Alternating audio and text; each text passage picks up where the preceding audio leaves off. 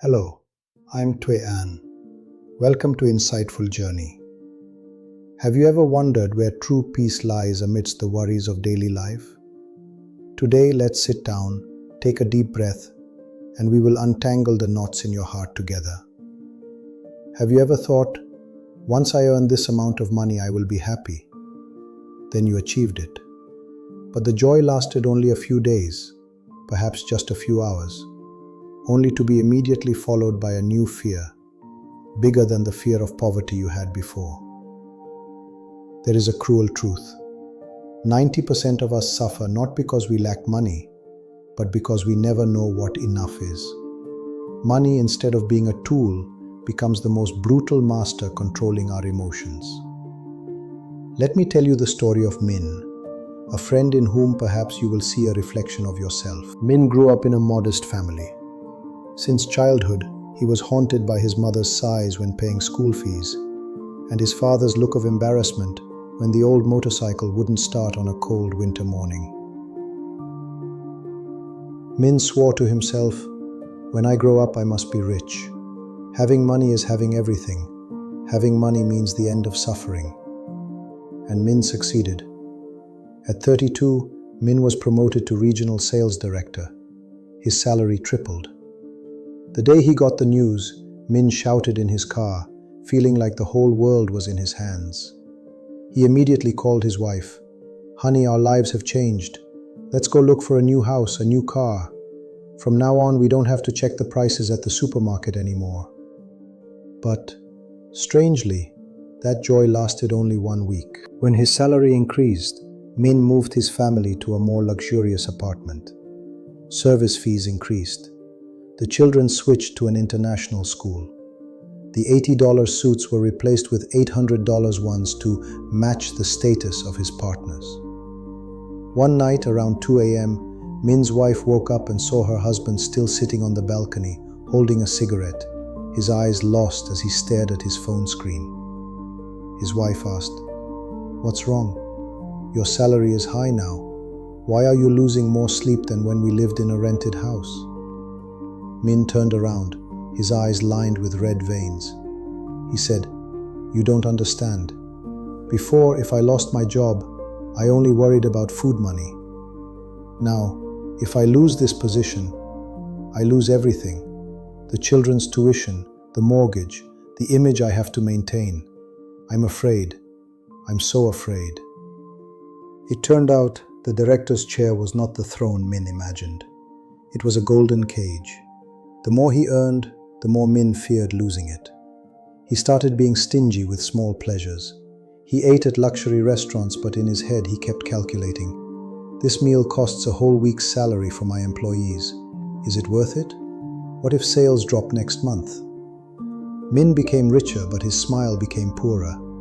He snapped at his children when they broke expensive toys. He suspected old friends seeking him out were only after his money. Min realized he didn't own money. The pile of assets was owning him. Min's story shows us a sharp truth that few dare to admit. Anxiety about money is not inversely proportional to the account balance. It is directly proportional to our ambition. We often mistakenly believe that peace of mind comes from having a lot of money. But no, peace of mind is an inner state, not a number. If your mind is full of holes from fear and craving, no matter how much gold you pour in, it will all slip away. You don't lack money, you lack the capacity to feel peaceful with what you already have. Wait, don't leave yet. If you think the solution is live poorly or stop making money, you are mistaken. Money is not the problem.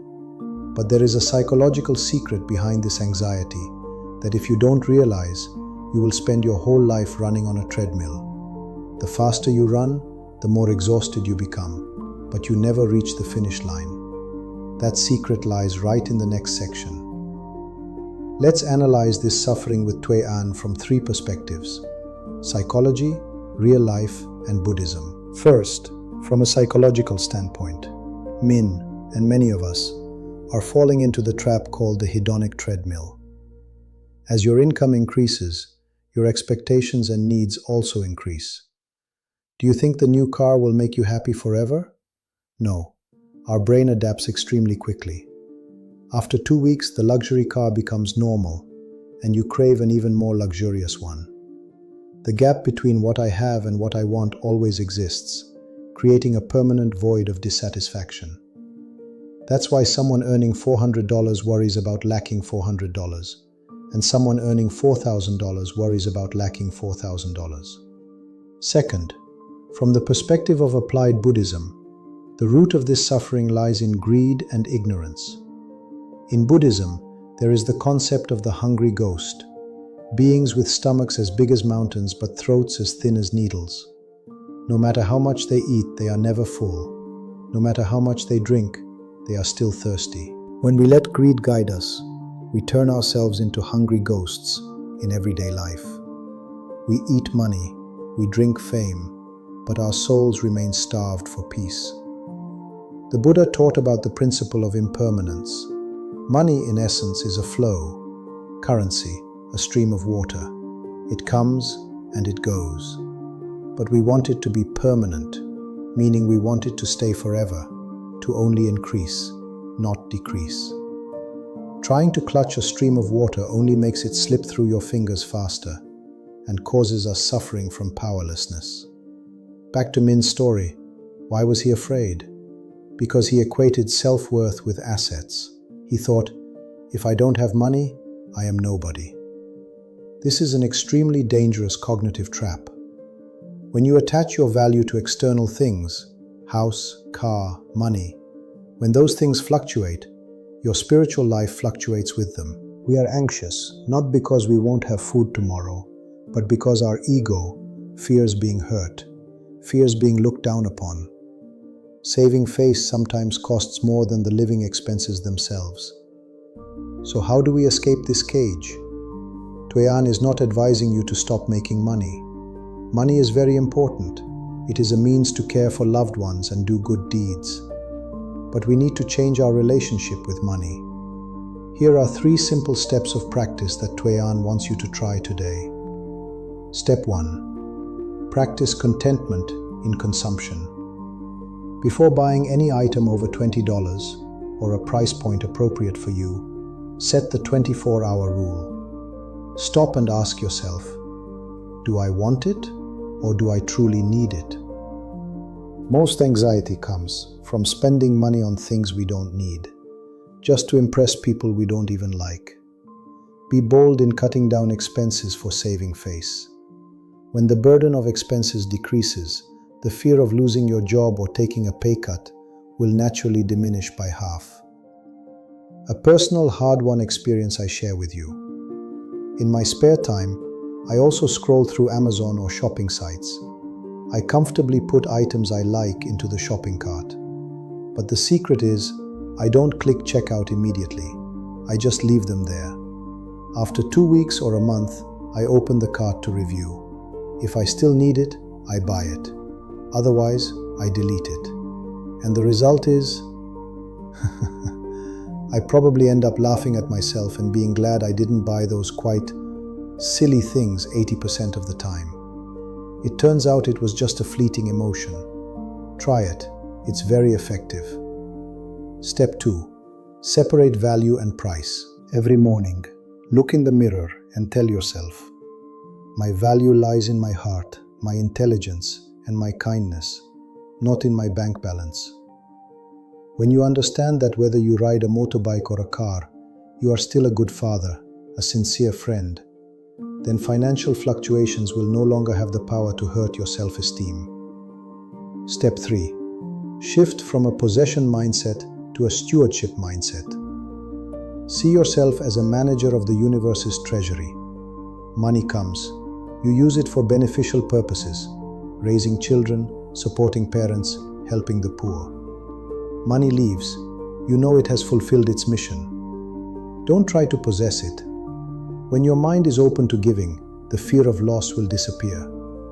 The generous person is the richest, regardless of how much money they have. Dear friend, ultimately, the most expensive bed in the world is a hospital bed, and the best sleep cannot be bought with money. Min, in the story above, after his crisis, decided to sell the luxury car and move back to an adequate apartment. He still works hard, but in the evenings, he turns off his phone to play Lego with his children. He smiles more often, and strangely, when his mind was at peace, his work became more favorable because he no longer made impulsive decisions driven by fear. You were not born to be a money-making machine and die in anxiety. You were born to experience, to love, and to be peaceful. Don't let those paper bills obscure the blue sky above your head. Remember, true wealth is when you no longer feel lacking, even when your wallet is not full. If this video helps your heart feel a little lighter, please leave a like so Tuệ An knows his effort is useful.